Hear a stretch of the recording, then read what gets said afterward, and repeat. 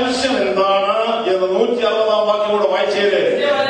നിന്റെ വചനത്തിന്റെ സാരം എങ്ങനെ ഇത് ഉരുക്കി തൂക്കി കടഞ്ഞെടുത്ത് കൊണ്ടുവന്നാലും നിന്റെ വചനത്തിന്റെ സാരം സത്യം തന്നെ എന്ന് പറഞ്ഞാൽ അതിലെ ആദ്യന്ത ചിന്താഗതികളിൽ വ്യാജമായ പ്രസ്താവന ഇല്ല.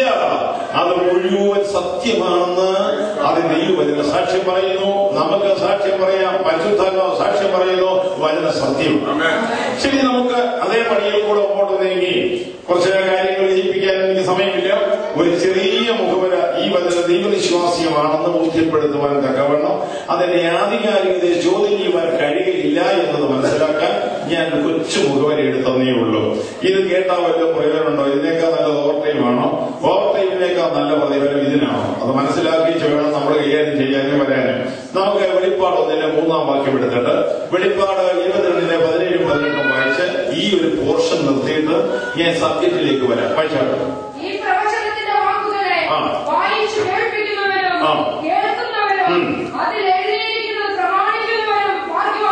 എന്താ മനസ്സിലായത്? ഈ പ്രവചന പുസ്തകത്തിലെ വാക്കുകൾ വായിച്ച് കേൾക്കുന്നവൻ ഭാഗ്യവാൻ. അതിലഭ്യാസമില്ലാത്തവനെ ഒരാളിനെ വായിച്ച് കേൾപ്പിക്കുകയോ ചെയ്താൽ അവൻ ഭാഗ്യവാൻ. അടുത്ത 3-ാമത്തെ കാര്യം, ഇതിൽ എഴുതിയിരിക്കുന്നത് പ്രമാണിക്കുന്നതിന്റെ കാര്യം കൊണ്ട് പറയുകയും വേണ്ട. അവൻ മഹാപ്രതിഫലത്തിൽ അവകാശിയാണ്. നിങ്ങൾ ഈ ദൈവവചനം കേട്ടുകൊണ്ടിരുന്നാൽ ഞാനൊരു വാക്ക് തിരുവെടുത്തി എന്ന് പറയുന്നു. കർത്താവേ, നിന്റെ സ്ഥലം കഴിഞ്ഞത് ഒരു ദിവസം വേറെ 1000 ദിവസങ്ങളെക്കാൾ ഉത്തമമാണ്. നിങ്ങൾക്ക് ഓവർടൈം കിട്ടിയാലും ഡബിളേ കിട്ടുവാഴേ. എന്നാൽ ഇതിന് ഡബിളുമല്ല, അതേ പിന്നെ 100 ഇരട്ടിയൊന്നുമല്ല. കർത്താവ് പോഷ്കില്ലാത്ത കർത്താവാണ്, വ്യക്തമായ കർത്താവ്. കർത്താവെ, നിന്റെ വചനം കഴിക്കുന്ന ഒരു ദിവസം മറ്റ് 1000 ദിവസങ്ങളെക്കാൾ ഉത്തമമാണെങ്കിലും 4 ദിവസം ഇതിനു വേണ്ടി മെനക്കെട്ടാൽ അത് നഷ്ടമല്ല. അമേരിക്കൻ പ്രസിഡന്റിന് ആയിരിക്കുന്നതിനേക്കാൾ അവനെ പണിയുന്നതിനേക്കാൾ മഹാപ്രതിഫലമുള്ള നിങ്ങളുടെ ധൈര്യം തള്ളിക്കളയരുത്. കേട്ടാൽ പ്രതിഫലം, കേൾപ്പിച്ചാൽ പ്രതിഫലം, അത് അനുകരിച്ചനുസരിച്ചാൽ അതിനേക്കാൾ പ്രതിഫലം. അതുകൊണ്ട് നമ്മുടെ കേരളത്തെ സംബന്ധിച്ച് ഈ പുസ്തകം വായിക്കാൻ അറിയാൻ വയ്യാഞ്ഞ അനേക പിതാക്കന്മാരും മാതാക്കളും ഈ പുസ്തകം ചുമ്മിക്കൊണ്ട് നടന്നിട്ടുണ്ട്. എന്നാൽ ദൈവത്തിന്റെ നീതി അറിയണോ? അവരുടെ തലമുറയെ ദൈവം ഓടിച്ചിട്ടുണ്ടാകാൻ അനുഗ്രഹിച്ചു. ഈ പുസ്തകം ചുമ്മിയതിന്റെ ഗുണമാണ് കേരളക്കാർക്ക് വേണ്ടിയതാണ്. ഒട്ടുമുക്കാലും പേരെ സംബന്ധിച്ചിടത്തോളം ശരിയായ കാര്യമാണ്. കാരണം ഒരു കാലത്ത് ഇറങ്ങി തിരിച്ചവർക്ക് ഇത് വായിക്കാൻ അറിയാൻ വയ്യാത്ത വളരെ എനിക്കറിയാം. പക്ഷേ അവരുടെ കയ്യിൽ ഈ പുസ്തകം ഒരു നാത്തു വെക്കത്തില്ല. എന്നിരുന്നാലും ഇത് ചുമ്മിയവന് പോലും ഈ കറുത്ത പുസ്തകം പിടിച്ച് നടന്നവനെ അവന്റെ തലമുറയിൽ ഒന്നും ദൈവം കൈവിട്ടവർക്ക് ഇല്ലെന്നുള്ളതിനെ നിങ്ങൾ സാക്ഷി. എങ്കിൽ ഇന്ന് ഈ പുസ്തകവുമായി ദൈവത്തിന്റെ വചനവുമായി അത് അംഗീകരിച്ച് നടക്കുന്നതിന്റെ പ്രതിഫലം മഹാപ്രതിഫലമുള്ളതാണ്. അത് തള്ളിക്കളയരുത്, അത് നിരാകരിക്കരുത്, അത് നിഷേധിക്കാനാവതല്ലാത്ത സത്യം എന്നോട് ദൈവത്തിന് സ്തോത്രം ചെയ്യാം. അത് അതിൽ ഫലപ്രദമായ കാര്യമാണ്. 22 സമാപന സന്ദേശം ദൈവം പറയുന്നതിന് ഒടുവിലത്തെ സന്ദേശം 17-18 വാക്യം ശ്രദ്ധിച്ചു വായിച്ചാണ്. പക്ഷേ വരി 17-18 പറയുന്നു. പിന്നെ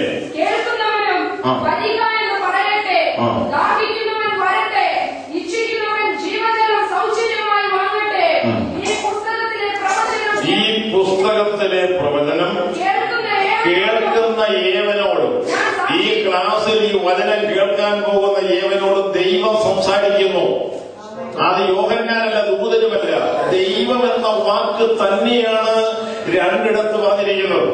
അതുകൊണ്ട് ഈ ബൈബിൾ ക്ലാസ്സിൽ സംബന്ധിക്കുന്നവർ ആദ്യം സംബന്ധിക്കണം. അവരോട് പറയാനുള്ളതായി ദൈവശബ്ദം ഇത് കേൾക്കുന്ന ഏവനോടും അതേ പറയുന്നത്. സാക്ഷീകരിക്കുന്നതെന്നാൽ അതിനോട് ആരെങ്കിലും കൂട്ടിയാൽ ഈ പുസ്തകത്തിൽ എഴുതിയിരിക്കുന്ന ബാധ ദൈവം അവന് കൊടുക്കും. എങ്ങനെയുണ്ട്? യോഹന്നാൻ കൊടുക്കുന്നതാണ് എഴുതിയിരിക്കുന്നത്, ദൂതൻ കൊടുക്കുന്നതാണ് എഴുതിയിരിക്കുന്നത്. ദൂതനും യോഹന്നാനും ഒക്കെ പുസ്തകത്തിലുണ്ട്. പക്ഷേ ഈ പുസ്തകത്തിൽ നിന്ന് പാരമ്പര്യമോ നിലനിൽപ്പിനോ മറ്റ് പലതും കൂട്ടിച്ചേർക്കുന്ന സമൂഹങ്ങളുണ്ടല്ലോ, അവരോട് പ്ലസ് അധികം ദൈവം കൊടുക്കുന്നു. ഈ പുസ്തകത്തിലെ ഒരു ബാധ താങ്ങാൻ ഭൂമിക്ക് കഴിയില്ല. അതിനേക്കാൾ വലുതാണ് ഈ ബാധ. എങ്കിൽ ഈ പുസ്തകത്തിലെ ബാധയാണ് അവന് ഒടുവിൽ കിട്ടുന്നത്. അടുത്ത വാക്ക് വായിച്ചേ.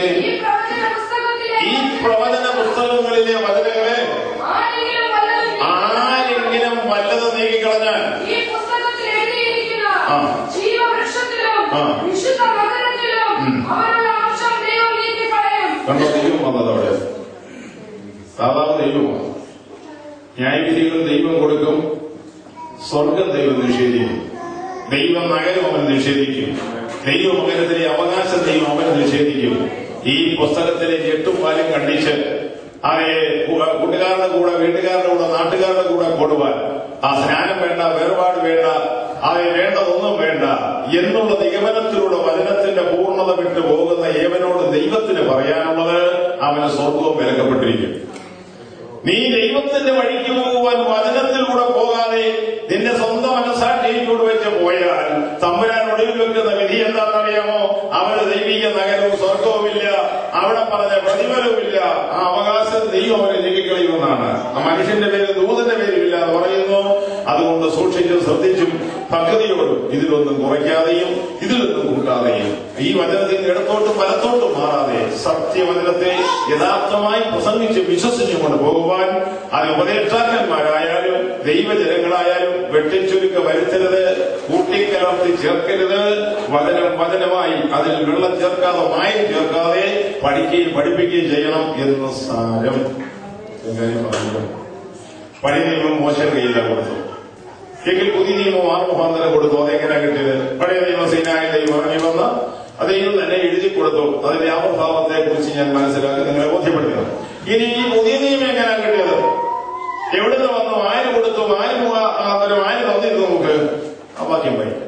യോഹന്നാന്റെ സുവിശേഷം 17-ാം അധ്യായത്തിന്റെ ആ 8-ാം വാക്യം നിങ്ങളൊന്ന് ശ്രദ്ധിച്ചു വായിക്കണം. അത് കിട്ടിയത് എവിടുന്ന, തന്നത് ആരാ, കൊടുത്തയച്ചത് ആരുടെ കയ്യിലാന്നൊക്കെ നമുക്ക് മനസ്സിലാക്കാം. വായിച്ചത്, നീ എനിക്ക് തന്ന വചനം ഞാൻ അവർക്ക് കൊടുത്തു.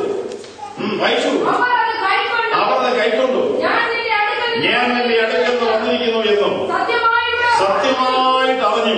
നീ എന്നെ അയച്ചുവെന്ന് വിശ്വസിച്ചുമിരിക്കുന്നു. ആരാധ കയ്യിലാണ് കൊടുത്തത്? പറയാനൊന്നും ബുദ്ധിമുട്ടാണ്. അവിടെ എഴുതിയിരിക്കുന്നുണ്ടോ? ഇത് ആരോട് പറയുന്ന കാര്യമില്ല. അത് പറയും. അതിനിപ്പോ പേര് മുറിച്ചാൽ കിട്ടുകയല്ലോ. കർത്താവായ യേശു ക്രിസ്തു ലോകത്തിൽ വന്ന ശിഷ്യന്മാർക്ക് നമുക്ക് വേണ്ടി മധ്യസ്ഥത പ്രാർത്ഥിക്കുന്ന 17-ാം അധ്യായത്തിലെ ആ പ്രാർത്ഥനയും മധ്യസ്ഥതയുടെ നടുവിൽ യേശു ക്രിസ്തു പിതാവിനോട് പറയുകയാണ്, പിതാവേ, നീ എന്റെ കൈവശം തന്നയച്ചത് ഇവർക്ക് കൊടുക്കാനുള്ള സാമ്പത്തിക സഹായമാണ്. ഒരു 10 പൈസ തന്റെ പുത്രൻ ലോകത്തിൽ നിന്ന് വഴിച്ചതിന് കൂടി കൊടുത്തയച്ചതായിട്ട് ചെയ്യുകയില്ല. എന്ന് പറഞ്ഞാൽ ഒരു പഴന്തുണി, വിത്ത് തുണി കഷണത്തിനകത്താണ് നമ്മുടെ കർത്താവിനെ പൊതിഞ്ഞ് ആദ്യം പുൽകൂടി കിടത്തിയത്. പുത്തന ശിശുവിനെ പോലെ ആദ്യം വല്ലതും കൊടുത്തു വിടാൻ അവിടെ ഇല്ല. ഞാനോ ഇതിന്റെ എല്ലാം മുഖാന്തരക്കാരനായവനാ സ്ഥിതിയിലായത് നമ്മൾ നിമിത്തം അവൻ ദരിദ്രനെ തീർന്ന കൃപയെന്നല്ലേ തിരുവെഴുത്ത് പറഞ്ഞിരിക്കുന്നത്. പിന്നെ അവൻ ഉപയോഗിച്ച വാക്കെന്താ? പിതാവായ ദൈവം പുത്രൻ ലോകത്തിലേക്ക് കൊടുത്തയച്ചത് പിതാവിന്റെ വചനമാണ്. ആധികാരികമായി ക്രിസ്തു പറയുന്നു, എന്റെ വചനം യേശു പറഞ്ഞാൽ തെറ്റൊന്നുമില്ല. എങ്കിലും പരമാധികാരം ക്രിസ്തു ഉപയോഗിക്കുന്നു. പിതാവേ, നീ എനിക്ക് തന്നയച്ച നിന്റെ വചനം. ഒരു പോസ്റ്റ്മാൻ ഒരു എഴുത്തുകൊണ്ട് അല്ലെങ്കിൽ രേഖ കൈമാറി എന്ന് പറയുന്ന പോലെ പറയുകയാണ്, നീ തന്നയച്ചത് ഞാൻ കൊടുത്തു, അവരത് പ്രാപിച്ചു, അവർ അത് വിശ്വസിച്ചു, ഞാൻ നിന്റെ അടുക്കൽ വന്നു എന്ന് അവർക്ക് ബോധ്യമായത് നീ തന്ന വചനം കൊണ്ടാണ്. എന്താ പറയുന്നു? കൂട്ടിച്ചേർപ്പൊന്നുമില്ല. ഇത് ആത്മീയന്മാർക്ക് ദൈവം കൊടുത്തതാണ്, ലോകക്കാർക്കല്ല. ആത്മീയർക്ക് തന്നെയാണ് ഈ വചനം നൽകിയത്. അതേ കർത്താവ് ആവർത്തിച്ചത് 2 പ്രാവശ്യം ആ കാര്യം പറയുന്നുണ്ട്. ഞാൻ സമയ ദൗർലഭ്യം ഓർത്തുകൊണ്ട് അതിന്റെ വിശദീകരണം അവിടെ ഇനി ആവശ്യമില്ല. പുതിയ നിയമത്തിൽ പുത്രന്റെ കൈവശം പിതാവ് കൊടുത്തയച്ച ജീവന്റെ വചനം പരിശുദ്ധാത്മാവ് ഓരോ വ്യക്തികളിൽ എത്തിക്കുവാൻ ഇന്നും പരിശുദ്ധാത്മാവ് പ്രവർത്തിക്കുന്നു. ഈ വചനങ്ങൾ നമുക്കും അതെ പിന്നെ മറ്റുള്ളവർക്ക് ഉപകാരപ്രദമായി തീരട്ടെ എന്ന അനുഗ്രഹ ആശംസയോടെ ഞാൻ ചെറിയ മുഖവരി അവിടെ അവസാനിപ്പിച്ചിട്ട് സബ്ജക്റ്റ് നിന്റെ ദൈവത്തെ എതിരേൽപ്പാൻ ഒരേ പ്രോഗ്രാം എന്ന് പറഞ്ഞാൽ കർത്താവിനെ എതിരേൽപ്പാൻ ഇപ്പോൾ നമ്മുടെ ചിന്താഗതിയിൽ ആ വാക്കെടുക്കുന്നത് കർത്താവിന്റെ മടങ്ങി വരും വിശ്വാസികൾ എങ്ങനെ ഒരുങ്ങണം എതിരേൽപ്പാൻ. വരവേൽപ്പും എതിരേൽപ്പും എന്നുള്ള ഒരു സത്യം ഉപദേശം നമുക്കുണ്ട്. ആ ഉപദേശത്തെ സംബന്ധിച്ച് പ്രാമാണ്യത, വിശ്വാസ യോഗ്യത, അതിന്റെ കാര്യകാരണ പ്രതിവാദത്തിൽ എന്തുകൊണ്ട് നമ്മൾ ഇത് വിശ്വസിക്കണം, അതിന്റെ അടിസ്ഥാന രേഖകളിലൂടെ വരുന്നു എന്നുള്ള കാര്യമൊക്കെ നമുക്കും അറിയാം. നമ്മൾ കേൾക്കുകയും വായിക്കുകയും പഠിക്കുകയൊക്കെ ചെയ്യുന്നുണ്ട്. എങ്കിലും അത് കുറച്ച് വിശ്വാസയോഗ്യമാക്കി തീർക്കുന്നത് എങ്ങനെ എന്ന നിലയിലൂടെ അല്പം ചില കാര്യങ്ങൾ ബോധ്യപ്പെടുത്തിയിട്ട് വേണം ഈ സബ്ജക്റ്റിനകത്തോട്ട് പ്രവേശിക്കുക. യേശുക്രിസ്തുവിന്റെ വീണ്ടും വരവെന്ന ആ സബ്ജക്റ്റ് ഈ പുസ്തകത്തിൽ, നമ്മുടെ കയ്യിലിരിക്കുന്ന ഈ പുസ്തകത്തിൽ 668 ആവർത്തന വാക്യങ്ങളുണ്ട് എന്ന് പറഞ്ഞാൽ ഒന്നുകൂടെ മനസ്സിലാക്കാൻ ബുദ്ധിമുട്ടില്ല. 668 പ്രാവശ്യം യേശു വീണ്ടും വരുമെന്ന് ഈ പുസ്തകത്തിൽ എഴുതി വെച്ചിട്ടുണ്ട്. പഴയ നിയമത്തിൽ 350 പ്രാവശ്യവും പുതിയ നിയമത്തിൽ 318 പ്രാവശ്യവും യേശുക്രിസ്തു വീണ്ടും വരുമെന്ന് വ്യക്തമായി എഴുതി വെച്ചിട്ടുണ്ട്. ഒന്നുകൂടെ പറഞ്ഞാൽ, ഇത്രയും ആവർത്തന ഉപദേശം വീണ്ടും ജന്മത്തിലുണ്ടോ? ഇത്രയും ആവർത്തന ഉപദേശം സ്നാനത്തിലുണ്ടോ? ഇത്രയും ആവർത്തന ഉപദേശം മാനസാന്തരത്തിലുണ്ടോ? ഇത്രയും ആവർത്തന ഉപദേശം വേറെ ഏതെങ്കിലും ഒരു വിഷയത്തിലുണ്ടോ? ഇത്രയും ആവർത്തന ഉപദേശം വേറെ ഒരു വിഷയത്തിലുമില്ല. വേദപുസ്തകത്തിലെ ഉപദേശക്രമങ്ങൾ പഠിച്ചാൽ ഏറ്റവും അധികം ആവർത്തനമുള്ള വിഷയം കർത്താവിന്റെ മടങ്ങി വരും. വചനപ്രകാരം ഇത് ഉപദേശം. ആദ്യം ഏത് വിഷയത്തിന് ഉപദേശവും വചനമാണ് നോക്കുന്നത്. ആ വചനത്തിന്റെ അടിസ്ഥാന രേഖകളിലൂടെയാണ് വിശ്വാസയോഗ്യമാണെന്ന് പഠിക്കുന്നതും പഠിപ്പിക്കുന്നത്. ആ വഴിക്ക് 668 ആവർത്തന വാക്യങ്ങളുള്ള വീണ്ടും വരവെന്ന വിഷയം സംശയിക്കേണ്ട യാതൊരു കാര്യങ്ങളില്ല. 2 വാക്യം ഏക സ്വഭാവത്തിൽ വന്നാൽ ആ വിഷയം പഠിപ്പിക്കാം, അത് വ്യാഖ്യാനിക്കാം, അത് ഉപദേശിക്കുകയും ചെയ്യാം. എന്നാൽ ഇത്രയും വാക്യങ്ങൾ ഇതിലെ നിരവധിയായി കാലാകാലങ്ങളായി നിൽക്കുമ്പോൾ ഈ ഉപദേശത്തിന്റെ പ്രാധാന്യത ഓർത്ത് അതിന്റെ വിശ്വാസ്യതയുടെ കാരണം ഓർത്ത് ദൈവത്തിന് സ്തോത്രം ചെയ്യാം. അത്രയും പറഞ്ഞു. ഇനി ഈ 1-ാം വരവിൻ 2-ാം വരവ്, 1-ാം വരവിന് 8-1 തെളിവേ ഉള്ളൂ.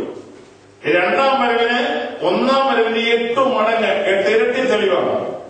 8-1 തെളിവുള്ള 1-ാം വരവ് കാര്യകാരണ സഹിതം കൃത്യസ്ഥലത്ത് കൃത്യസമയത്ത് വള്ളിപുള്ളികൾ വിടാതെ നിവർത്തിക്കപ്പെട്ടതാണെങ്കിൽ 8 മടങ്ങ് തെളിവുള്ള 2-ാം വരവ് എന്തുകൊണ്ട് സംഭവിച്ചുകൂടാ? വരുവാനുള്ളവൻ വരും, താമസിക്കുകയില്ല. വേദവസ്തു ആവർത്തിച്ച് പറയുന്ന ഒരു കാര്യമാണ്. നമ്മുടെ കർത്താവായ യേശു വന്നവനും വരുവാനിരിക്കുന്നവനുമാണ്. വന്നവൻ തന്നെയാണ് വരുവാൻ പോകുന്നത്. അതുകൊണ്ട് വേറൊരു വ്യക്തിയാണെന്ന വിഷയത്തിന് അലസത ഉണ്ടാകാൻ ആവശ്യമില്ല. വന്നവൻ തന്നെ വരുവാനിരിക്കുന്നു എന്നുള്ളത് കൊണ്ട് ആ വന്ന വസ്തുതകള് 8-1 തെളിവുള്ളത് വള്ളിപുള്ളി വിടാതെ നിവർത്തിക്കപ്പെട്ടതാണെങ്കിൽ എന്തുകൊണ്ട് 8 ഇരട്ടി തെളിവുള്ള 2-ാം വരവ് വിശ്വസിച്ചുകൂടാ? നിങ്ങളൊന്ന് ഓർത്ത് നോക്കി. വിശ്വാസയോഗ്യമായ വിശ്വാസത്തിന് അടിസ്ഥാനമാണല്ലോ. അങ്ങനെയാണെങ്കിൽ ഈ അടിസ്ഥാനത്തിൽ നിന്നുകൊണ്ട് വിശ്വസിക്കുന്ന അബദ്ധമാണോ? യേശുക്രിസ്തു ലോകത്തിലേക്ക് വരുന്നതിന് 400 കൊല്ലങ്ങൾക്ക് മുമ്പ് എഴുതി പൂർത്തീകരിച്ചതാണ് സെപ്റ്റമെന്റ് വേർഷൻ ഇടയാക്കിയതായ 39 പുസ്തകങ്ങൾ പഴയ നിയമത്തിലുള്ളത്. ആ 400 വർഷം മുമ്പ് എഴുതി പൂർത്തീകരിച്ച പഴയ നിയമത്തിൽ 350 പ്രാവശ്യം യേശു വരുമെന്ന് എഴുതിയ വചനം അതേ 2-ാം വരവിനെ കുറിച്ച്. അത് കൃത്യനിവൃത്തിയാകാൻ പോകുന്നു എങ്കിൽ ആ പുസ്തകത്തിൽ അതിലൊക്കെ വളരെ കുറച്ചെഴുതി 1-ാം വരവിന്റെ കൃത്യനിവൃത്തി ഓർക്കുമ്പോൾ ദൈവവചനത്തിന് നിസ്തുല്യതയോർത്ത് സ്തുതിക്കാൻ കഴിയാത്ത ഒരു വ്യക്തി ഇതിനകത്ത് കയറിയിട്ടില്ലെന്നാണ് എന്റെ വിശ്വാസം. എന്ത് സ്തുതിക്കാൻ നമുക്ക് കാരണം വേണം?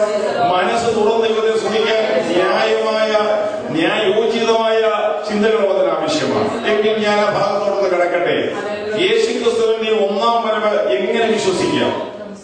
എന്തുകൊണ്ട് അത് നമുക്ക് വിശ്വാസയോഗ്യമാണ്? ലോകത്തിൽ വന്ന നേതാക്കന്മാരും ഗുരുക്കന്മാരും ശ്രീബുദ്ധനും ശ്രീജനും ശ്രീ മുഹമ്മദും അങ്ങനെ പ്ലേറ്റോയും സോക്രട്ടീസും അരിസ്റ്റോട്ടിലും ലോകത്തിലെ മഹാന്മാരും രാഷ്ട്രതലവന്മാരും ഒക്കെ ലോകത്തിൽ വന്നിട്ടുണ്ട്.